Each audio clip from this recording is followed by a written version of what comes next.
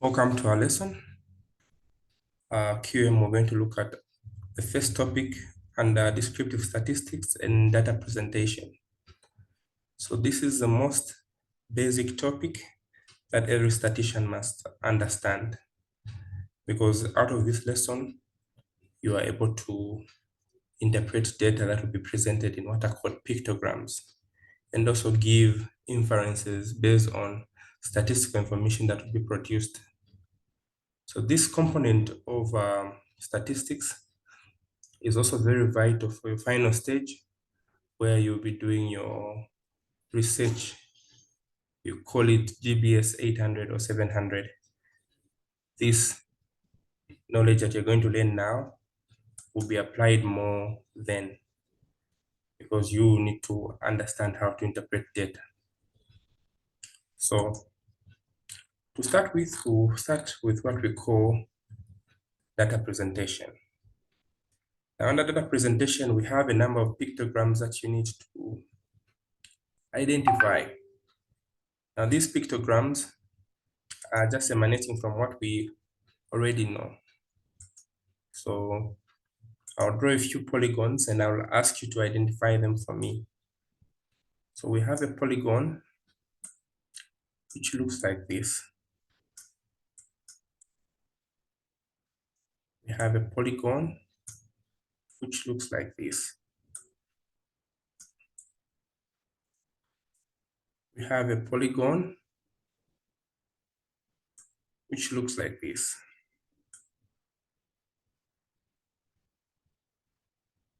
We have a polygon which looks like this. So at this stage, I want you to help me identify these 4 polygons: A, B, C, and D.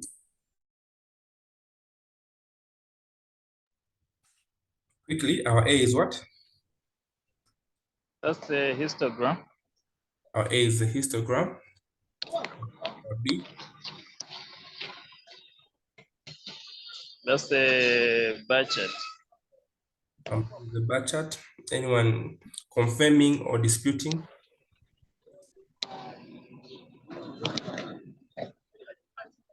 Is it right, or you swap them? I would have said that A is a bar chart and B a histogram. A is a bar chart. Histogram. What makes sense?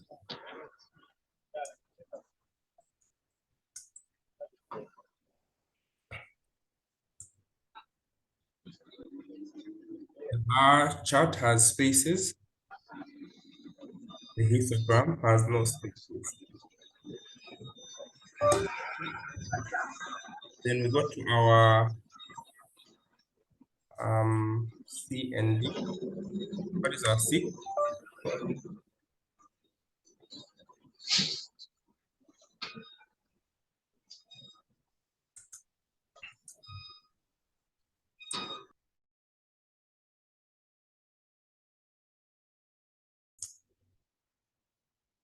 C is what? Relative frequency. And D is cumulative frequency.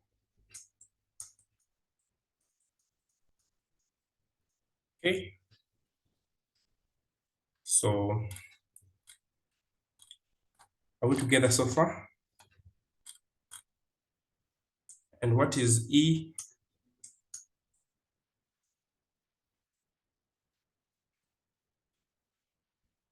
And what is F?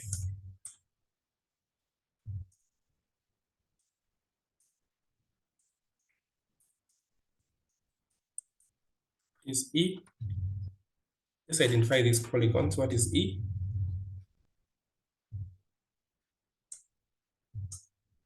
E is a pie chart.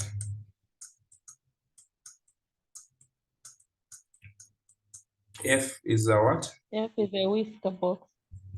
It's a whisker box. Okay, so we're going to make use of a number of these polygons. Sorry, Mr. Njov, I missed C and D. C and D. see, we say this is a relative frequency graph because it's falling down. The cumulative is always adding on, it adds on, it accumulates. So it's called a cumulative frequency graph. Oh, okay, thank you. Then the graph that meets the midpoint of the histogram is called an ogive. All right. So these are the key charts that we're going to make use of. All right, so now we need to distinguish this type of data. We have what is called qualitative data and quantitative data. Can somebody tell me what is qualitative data and what is quantitative data? What is Qualitative we deals with I don't know, theory, and then it's a theoretical part of data presentation. I don't know if that's correct. And then the quantitative is the practical part, mathematical part of data presentation. Right. Anyone else? Okay. Qualitative data and quantitative data, that is very correct. So these are very important to understand. So quantitative, like she said, is data that can be counted. It is numeric, can be measured. It's expressed in terms of numbers. So qualitative, on the other hand, is descriptive. It's a concept, it's conceptual. So qualitative data can be categorized in terms of characteristics, can be categorized in terms of traits.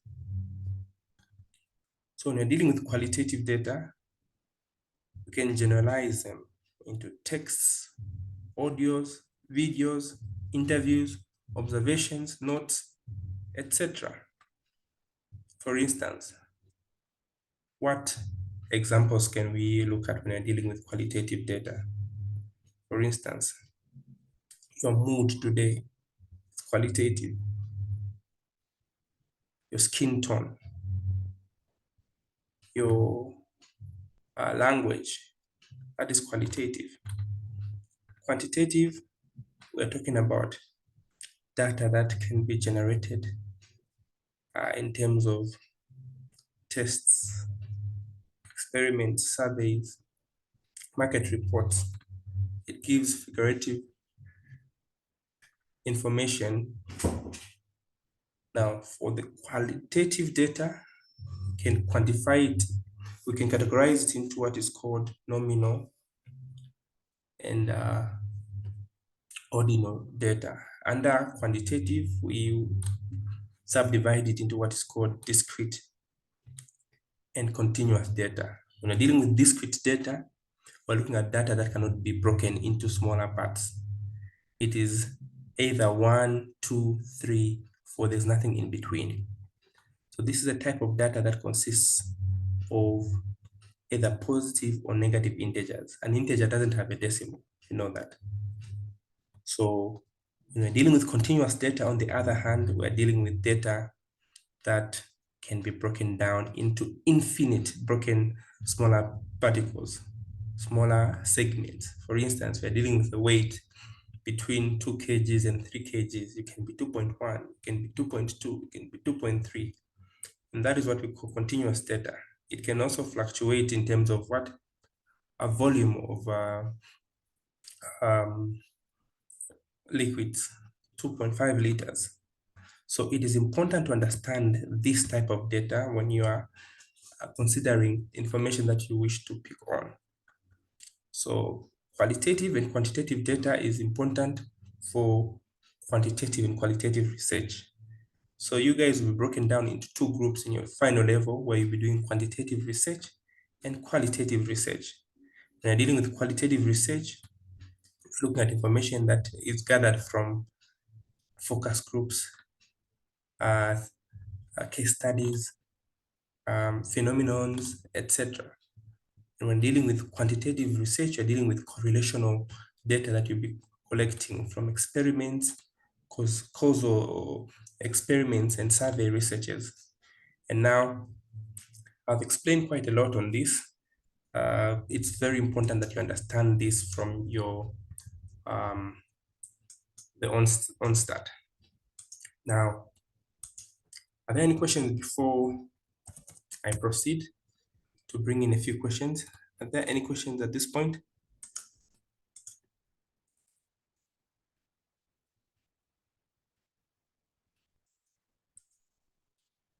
Okay.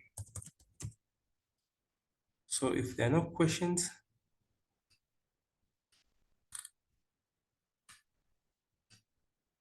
I will proceed to ask a few questions. I want you to tell me what kind of data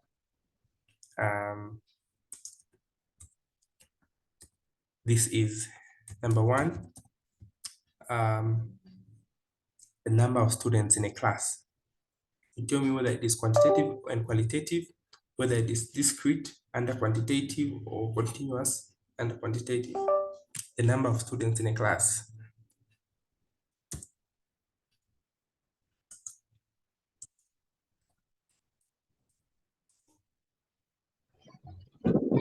I think that's quantitative and discrete. Okay, that is quantitative and discrete. Why discrete? Because you can literally count the number of students. They are not in between integers. That's very correct. All right, how about the weight of a baby in kilograms? What type of data is that? Qualitative. Qualitative, Because the weight can be 1.3, 4 points, so it has a decimal. So it is what? Quantitative, continuous, because there's a decimal, and maybe specifically interval. So that is how we categorize that information. All right. It is quantitative. Why? Because we're able to measure it. Secondly, we can say it is continuous because why? We have decimals in there. All right. So let's go to another piece of data. This are we following? We're looking at the country in which one was born. So this is qualitative because you cannot measure, and it is nominal because nominal is the other term for discrete. You can't be born in two countries, say that in Zambia or in Zimbabwe. But if you're talking about the tribe you're in, it is qualitative, but it is what? Ordinal, because it can be a mixed tribe. Okay, so at least you have an idea of how to classify the type of data. So we can move on to now another segment. Unless there are any questions on identifying the type of data, whether it's quantitative or qualitative. Are there any questions at that point?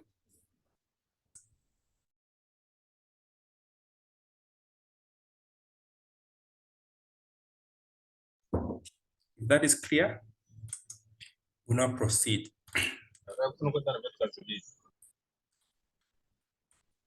Now identifying these data sets. So we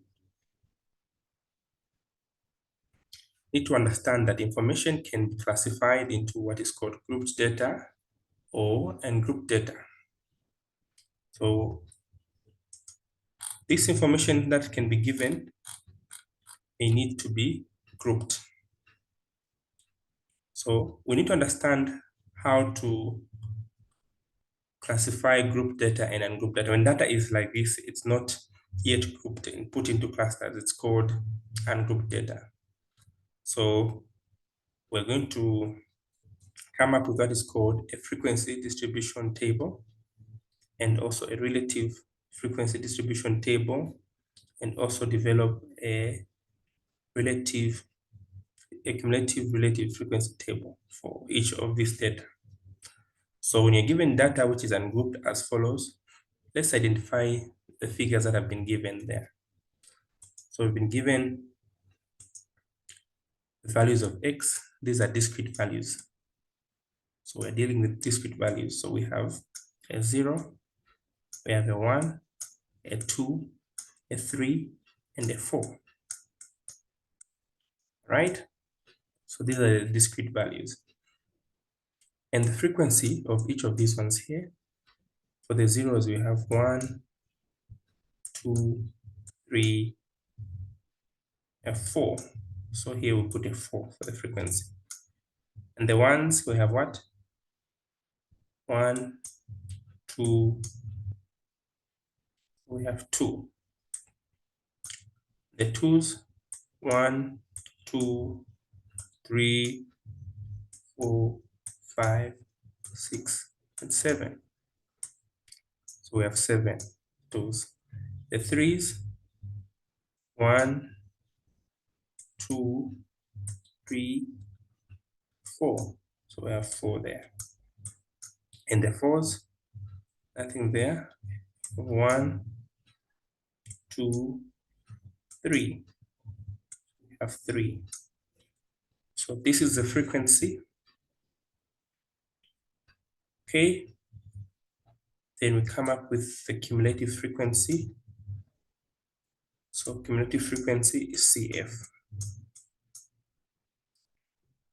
So the 4, we put it here, we add on. Cumulative is to add on. So 4 plus 2, 6. 6 plus 7, 18. 18 plus 4, 17. 17 plus 3, 20. So this is what we call a frequency distribution table. This total here comes here, 20. It is your N. So we have come up with what is called the frequency distribution table. 1, 2, 3, 4. 1, 2, 3, 4, 5. So this must be tallying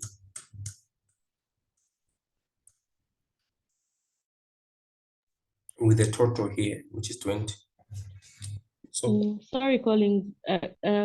Sorry, how did you come up with 8? Somebody came in. So X is a random variable. X is simply the number that we have here. X stands for the figures that are available there, right? So we call this a random value of X. So we have a 0 there. We have a 1. We have a 2. We have a 3. We have a 4 there. Now, how many zeros we have? There are 4. 1, 2, 3, 4. We put 4 frequency. How many ones are there? There are 2. 1, 2, put 2 there. How many 3? So in short, X is a random value of the figures that we have available there. Is that clear? Yes. Yes. Right. Anyone else with a question?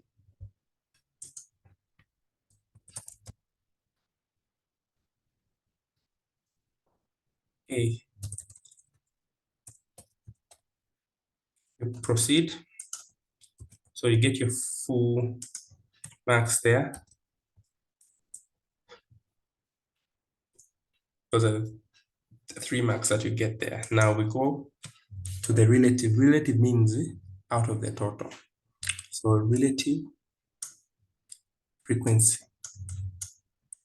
So relative means out of the total. So 4 divided by 20.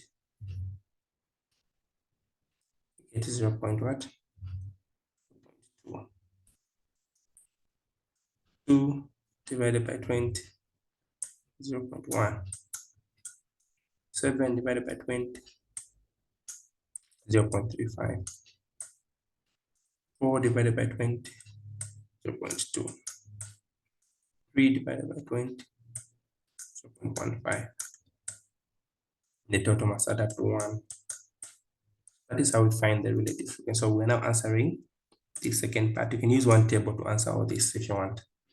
So this is what we call our relative frequency distribution table. Whatever you hear to say relative, it's out of the total. Relative cumulative frequency. So we're starting with this last number here.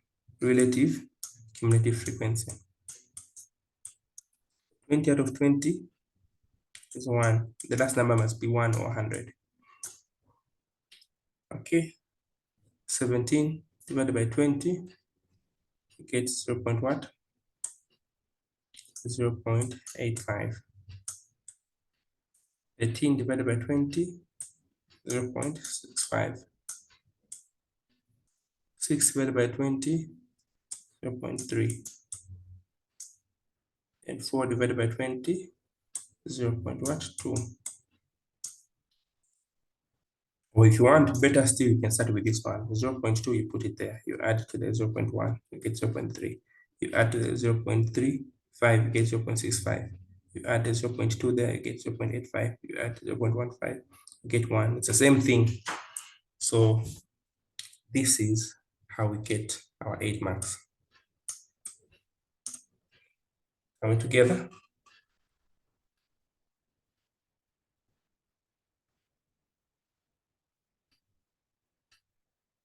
Are we following?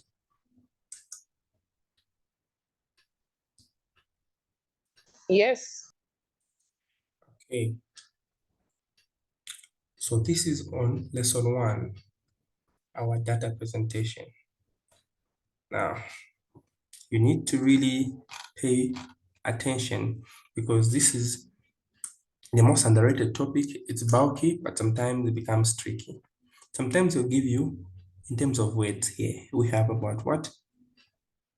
20 enrolled students who speak Spanish, French, German, Russian, and Italian.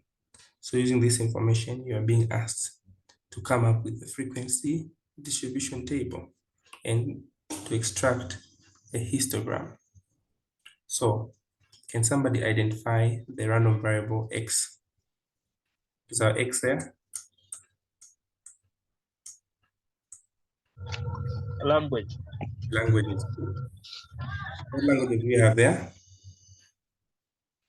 We have Spanish, we have French,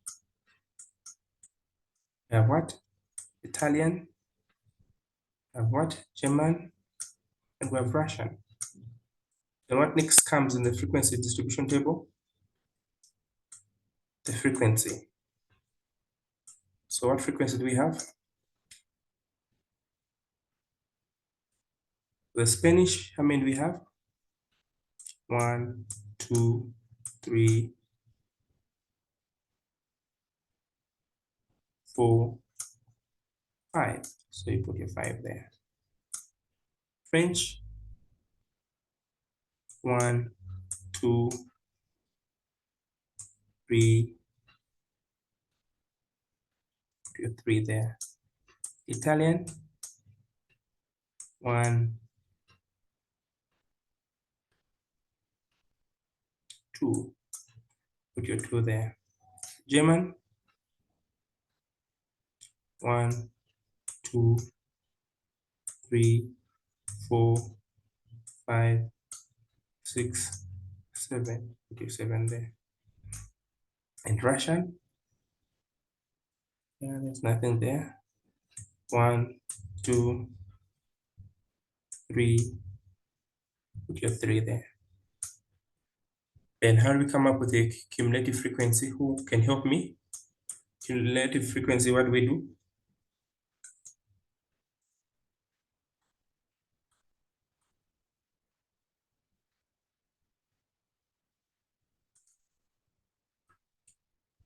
I think for cumulative frequency, we just add Okay. For example, for those who speak Spanish, the cumulative frequency is 5 because we don't have another figure on top of it. Mhm. Then Spanish and French, we add 5 and 3, we get 8. Uh-huh. Then we add the 2 for Italian to get 10.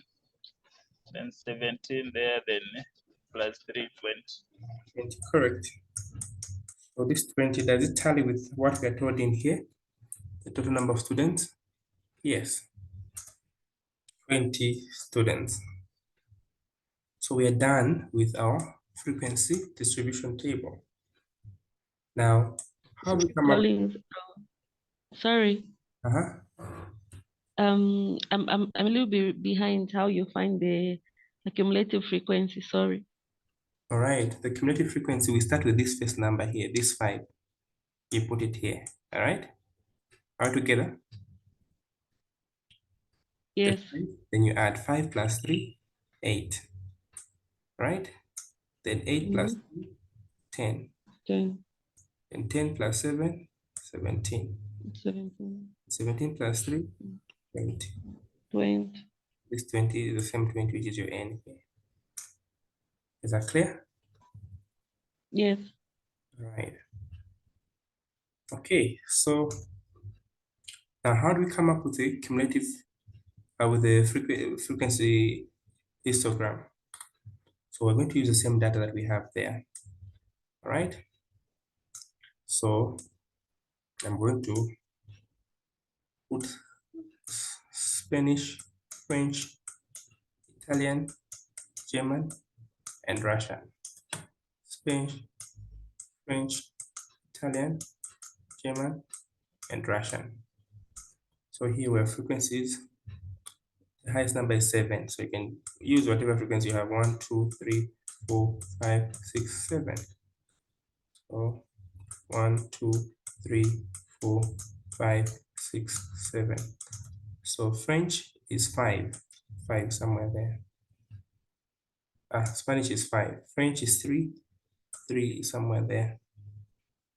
And Italian is 2. 2 somewhere there.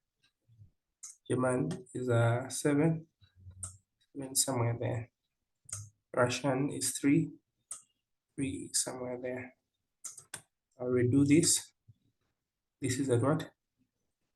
At 5. Then at 3. Then at 2. Then at 7. Then 3. Okay. So between the two of them, which one depicts a histogram here now? Is it polygon A or polygon B? You also need to indicate here the frequency Polygon B.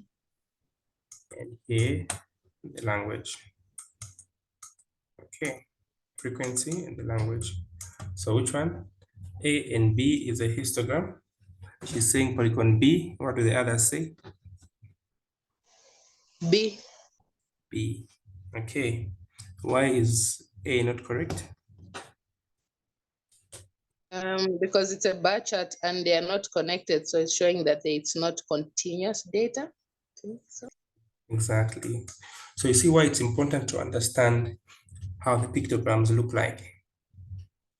So even from a frequency that has been given as follows. If you're given a class, I want you to help me identify which one of these ones, 1 to 5, 6 to 10, 11 to 15, 16 to 20. We have a frequency of 3, 7, 9, 8.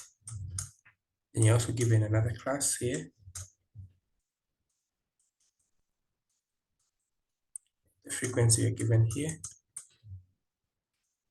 is 1 to 5, 5 to 10, 10 to 15, 15 to 20.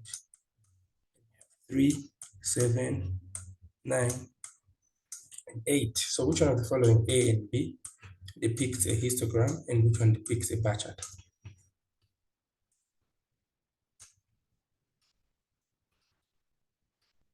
I need you to think very carefully.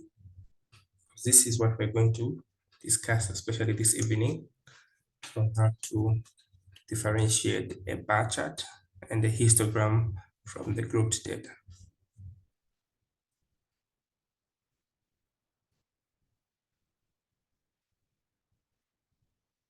Look at them carefully. One has spaces, one has no spaces in the intervals.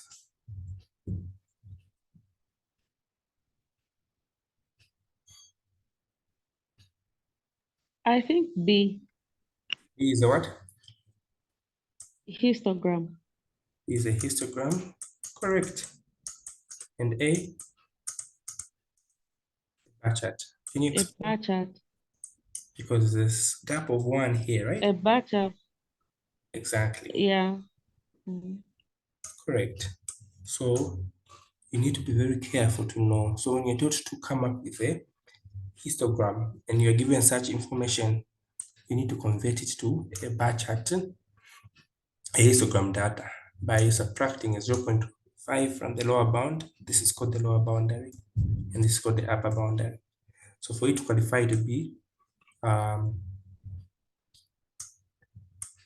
histogram, you subtract a 0.5 from the lower boundary and you add a 0.5 to the upper boundary. So here we're going to have what?